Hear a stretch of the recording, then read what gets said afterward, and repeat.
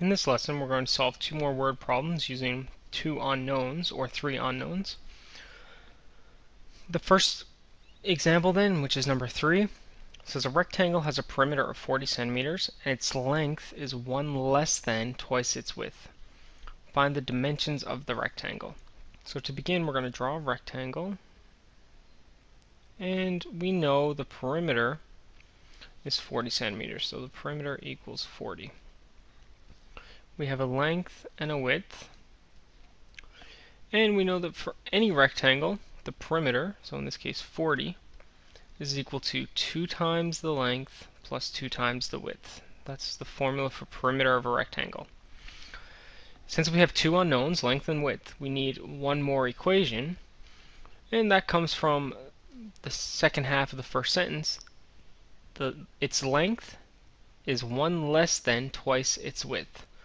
So the length is 1 less than, that's the one you have to switch around, so minus 1 at the end. Twice its width is 2w. So there's two equations with two variables. Length is 1 less than twice the width, and the formula for perimeter. How you want to solve this? Well, you can choose substitution, elimination, or determinants. Since it already says L equals, substitution is probably the quickest. So we start by saying 40 equals 2 times, we don't say L, we have to put 2w minus 1 because we know that's L, plus 2w.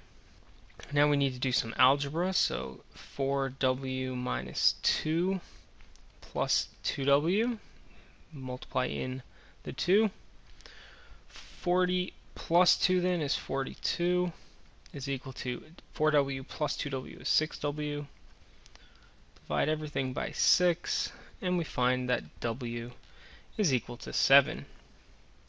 And we should remember our units, so that's 7 centimeters. We have 7 centimeters for w. We know from our equations above that L is equal to 2w minus 1. So L is equal to 2 times 7 minus 1, which is 14 minus 1, which is 13 centimeters. The question said find the dimensions of the rectangle. Dimensions means we need the length and width. We found the width is 7, the length is 13, so we've solved our question. If we wanted to check, we just have to plug them into our equations above, and indeed we find that it works in both equations, so that is the correct answer. In our final question then, we're given the sum of three numbers is -3, so we're going to need three numbers. So let A, B, and C be three numbers. And we'll assume A is the first, B is the second, C is the third. So the sum of three numbers, that means A plus B plus C, is equal to -3. The first minus the second plus 3 times the third is -5. So that's the second sentence translated to an equation. The third plus 3 times the first plus the second is equal to 1. So there's each of the sentences translated to an equation. Three unknowns, three equations, so we can find A, B, and C. The best way to do this with three equations is going to be determinants, which means we need to rewrite the last equation so that it's A, then B, then C, so that we can get the coefficients.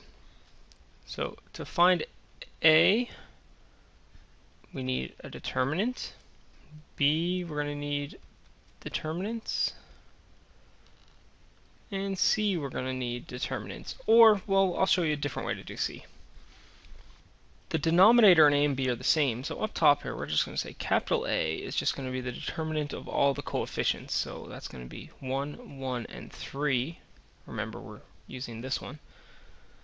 1 minus 1 and 1, and 1, 3, and 1. And when we evaluate this determinant using our calculator or by hand, the answer is 8. And that's what goes underneath variables that we're looking for. So underneath A, we have capital A, underneath B, we have capital A, because that's our determinant that doesn't change.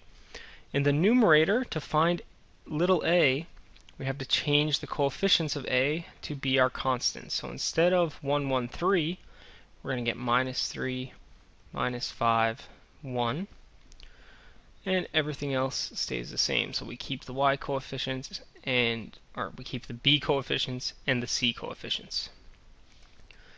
We know a is 8.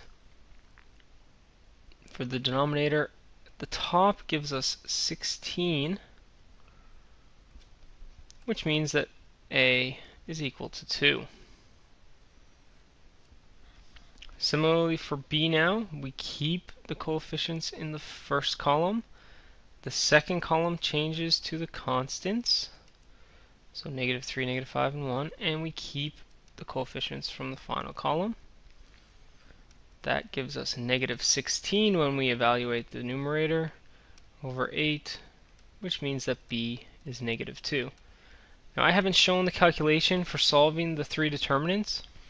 Please make sure you can do that. If you're struggling with that, go back a couple of lessons to finding the determinant of a 3x3 matrix. But at this point, just to save time, I'm just writing the answers. Now to get c, we can do exactly the same thing and write the two determinants. Or we can just look back to our first equation here, a plus b plus c equals -3. Well, if a plus b plus c equals -3, and we know a and b, we can find c. So a is 2, b is -2, plus c is -3, is equal to -3. 2 plus -2 cancel, and we end up with c equals -3. If you check that with determinants, you should end up with -24 over 8, which would also be -3. So you get the same answer. So that's the end of that one. It's also the end of our first topic. Make sure you've done practice on each section. If you have any questions, you need to get help as soon as you can so that we can solve any problems that you're having.